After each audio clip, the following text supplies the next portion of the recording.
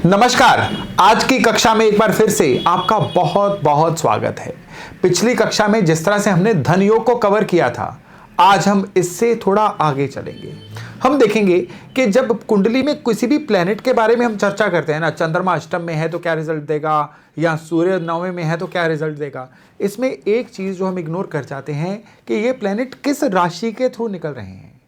आपको बेसिकली क्या चीज याद रखनी है, हाउस सतत हैं, पक्के हैं। कोई भी प्लेनेट किसी भी हाउस में जाएगा, वो प्लेनेट उस हाउस के द्वारा अपने नतीजे देगा, लेकिन किस फ्लेवर में नतीजे देगा वो राशि बताएगी। अब ये जो राशि है ये प्लेनेट के साथ जुड़ती किस तरह से है, और कोई भी प्लेनेट किसी भी राशि में होगा तो उसका बिहेवियर चेंज किस तरह से होगा, आज हम ये सीखने जा रहे हैं। नमस्ते, मेरा नाम है योगेश शर्मा। स्वागत है आपका astro lessons with Yogesh Sharma में। दोस्तों, आज की कक्षा में आगे बढ़ने से पहले विनम्र निवेदन कि अगर अभी तक आपने अपने इस चैनल को सब्सक्राइब नहीं किया है ना, तो कृपया सब्सक्राइब जरूर करिएगा, बेल बटन दबाना तो हरगिज मत भूलिएगा। मैं ये जो राशि और ग्रहों के संबंध की बात कर रहा हूं ना, इसके पीछे राशियों के तत्व छिपे हुए हैं। अब ये जो तत्व है ना, ये बड़े पर्टिकुलर तरीके से बिहेव करते हैं। इनको समझेंगे तो आपको किसी भी ग्रह को समझने में 90% ज्यादा आसानी हो जाएगी, और नहीं समझेंगे तो 90% तक आपकी अजम्पशन जो है ना कुंडली को समझने की, वो गलत हो जाएगी। किस तरह से, आप सबसे पहले देखिए कि कौन से 4 तत्व होते हैं। पहला होता है अग्नि तत्व यानी फायर। मेष राशि, सिंह राशि और धनु राशि ये फायर एलिमेंट में आती हैं। फिर दूसरा तत्व आता है अर्थ यानी पृथ्वी तत्व। वृष राशि, कन्या और मकर राशि यानी टॉरस, वर्गो और कैप्रिकॉन, ये आती हैं अर्थ साइंस में। फिर आता है एयर साइन यानी वायु राशियां। मिथुन, तुला और कुंभ, ये तीनों राशियां आती हैं एरी साइंस में। फिर अंत में आता है वाटर साइन, कर्क यानी कैंसर, स्कॉर्पियो यानी वृश्चिक और पाइसेस यानी मीन, ये 3 राशियां आती हैं वाटर एलिमेंट में। अब यहां पे इनका मालिक कोई भी हो, इन राशियों का जो इनका तत्व है ना, उसके अनुसार इनका स्वभाव होगा। ये जो 4 तत्व है ना, ये 4 तरह के स्वभाव को इंडिकेट करते हैं। ध्यान से मेरी बात को समझिएगा, नहीं समझ आएगी एक बार वीडियो को दोबारा सुनिएगा। जितनी बार इस वीडियो को सुनेंगे ना, हर बार आपको नई इनसाइट मिलने वाली है। आज अगर तो फायर एलिमेंट होगा। फायर एलिमेंट क्या होता है? फायर एलिमेंट होता है, अब देखिए आप नेचुरल वे में जाइए कि जब अंधेरा होता है तो रोशनी कौन दिखाती है? फायर। जब भी आपको डर होता है इधर उधर से कोई जीव ना आ जाए तो रक्षा कौन करता है? फायर।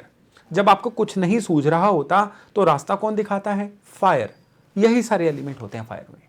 यानी जो फायरी साइंस होते हैं ना, वहां पे इंसान को रास्ता दिखता है, सॉल्यूशंस मिलते हैं।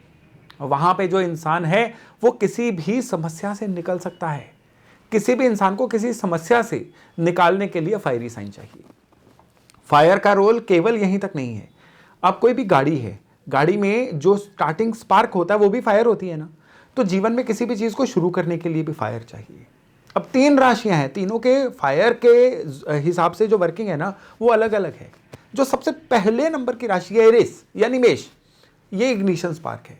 यानी कोई भी प्लैनेट जब एरिस में होगा तो उस प्लैनेट का फल जो है एरिस के द्वारा किस तरह से होगा। सपोज करिए कि एरिस में मंगल आ गए। अब मंगल तो एरिस के मालिक हैं, मंगल खुद एनर्जी वाले हैं। ऐसा इंसान फटाफट किसी भी काम को शुरू करने में बड़ा एनर्जेटिक रहेगा। लेकिन ठीक अगर यहां पे बुध आ जाए एरिस में, बुध सीखने के साइन है। ये इंसान कुछ भी सीखने के लिए, कुछ नया सीखने के लिए हमेशा आतुर रहेगा। यहां पे शनि आ जाए तो शनि कर्म के कारक हैं। ये इंसान जो है कुछ भी नया करने के लिए आतुर रहेगा। और ठीक यहां पे अगर बृहस्पति आ जाए तो ऐसा इंसान विजडम की, बुद्धि की, या कह लीजिए गुणवत्ता की कोई भी चीज अडेप्ट करने के लिए हमेशा ललित रहेगा। इस तरह से राशि का संबंध बनता है। लेकिन यही अग्नि जो है सिंह राशि तक जाते जाते, अब ये स्टार्टिंग वाला कोई भी आपको सिनेरियो नहीं देगा। अब यहां पे ये है कि लोगों को कंट्रोल करना, लोगों को मैनेज करना, सॉल्यूशंस देना और प्रसिद्धि पाना, ये सिंह राशि तक आग का एट्रीब्यूट बन जाता है। अब सिंह राशि में गुरु होगा तो ये इंसान अपने विजडम के द्वारा प्रसिद्धि पाना चाहेगा, लोगों की मदद करना चाहेगा।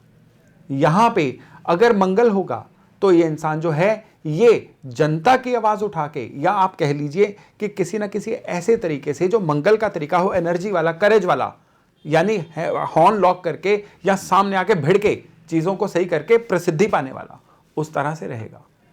यहाँ पे शनि आ जाए तो शनि गरीबों के लिए आवाज़ उठाने वाला होता है। तो ऐसा इंसान जो है ये अपना काम इस तरह से करेगा कि जनरल पब्लिक से जुड़ेगा, लोगों के लिए आवाज़ उठाएगा और उसकी वजह से उसका नेम एंड फेम हो जाएगा। अब यही अग्नि जो है ये धनु राशि में जाएगी, तो धनु राशि में अब ये अग्नि इवॉल्व होती जा रही है। शुरुआत करने से, पब्लिक होने से, अब ये अग्नि जो है फेथ सिस्टम की तरफ जा रही है। अब ये इंसान को हायर नॉलेज दे रही है, बाकियों से कहीं ऊपर उठा रही है। तो ऐसा इंसान जो है ये अपनी इस अग्नि राशि के द्वारा क्या करेगा, अपने जीवन में लेवल नेक्स्ट लेके आएगा। यहां पे सपोज करिए हम चंद्रमा को ले लें। चंद्रमा जो है ये किसी की मदद करने के कारक हैं, इमोशंस के कारक हैं। लेकिन अग्नि राशि जो चंद्रमा के स्वभाव को टैली नहीं करती है, फिर भी यहां पे चंद्रमा के क्या करेगा, ऐसा इंसान जो है ये इंसान को भावनात्मक जुड़ाव देगा अपने फेथ सिस्टम या कह लीजिए धर्म के साथ। यहां पे अगर जुपिटर आ जाएंगे, ऐसा इंसान लोगों को गाइड करने वाला बनेगा। सूर्य आ जाएंगे तो ऐसा इंसान जो है ऐसा बॉस बनेगा जो सभी का ध्यान रखता है। तो ये जो अग्नि वाली राशियां हैं ना, राशि दर राशि प्लैनेट्स के हिसाब से खुद को चेंज करती रहती हैं। अब प्लैनेट्स का स्वभाव एक बार फिर से पिछले वीडियोस में कई बार बता चुका हूं। सूर्य चीज़ों को मैनेज करता है, सूर्य चीज़ों को लीड करता है। मंगल जो है ये प्रोटेक्शन करता है, प्रोटेक्शन के लिए लड़ भी लेता है, करेज का रिस्क लेने का कारक है। बुध कैलकुलेशंस का कारक है, नया सीखते रहने का कारक है, पढ़ाई का कारक है। गुरु जो है ये वाइज वाली बातें, विजडम वाली बातें, बुद्धि वाली बातें, या कह लीजिए कि इंटेलेक्चुअल वाली बातों का कारक है, धर्म का भी कारक है, सिखाने का कारक है। शुक्र रिश्तों का कारक है, शुक्र जो है चॉइसेस का कारक है। शनि जो है काम करने का कारक है, मेहनत का कारक है। राहु स्मार्ट वर्क का कारक है और केतु गिव अवे करने का कारक है। आप इन कारकों को अग्नि राशि के साथ जोड़िएगा, चमत्कार फील होगा। अगले लेक्चर में हम बात करने वाले हैं कि किस तरह से जो अर्थ साइंस और वाटरी साइंस होते हैं अलॉन्ग विद एयर साइंस, ये प्लैनेट्स को असर किस तरह से देते हैं। ये बड़ा रोचक होने जा रहा है, इसलिए इस चीज़ को अपनी कुंडली पे आजमाइए। देखिए आपका कौन सा प्लैनेट कौन सी राशि में है, फिर कौन से भाव में है। आपको तुरंत पता चल जाएगा कि किस तरह से आपका जीवन बिहेव करवाना चाह रहा है और कहां से आप उस बिहेवियर से थोड़ा सा हट के अपने जीवन में बाधाएं उत्पन्न कर रहे हैं। तो चलिए आज की कक्षा यहीं तक, बहुत जल्द मिलते हैं अगले विषय के साथ। अपना खूब ध्यान रखिएगा। नमस्कार।